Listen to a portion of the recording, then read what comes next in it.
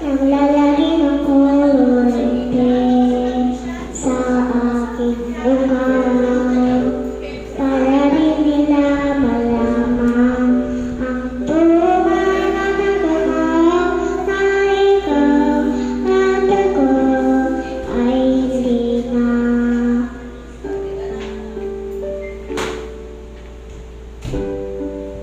Hiniin sa'yo pa mga ngiti para di halata.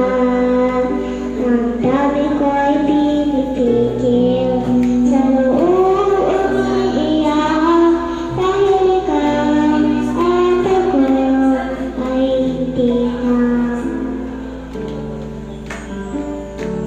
At ang hirap magtatanggap na ako na ako ay masaya kahit ang totoo ay talagang wala at kung bukas pagbulat ng aking mata may mahal ka ng iba, wala nga akong magagawa.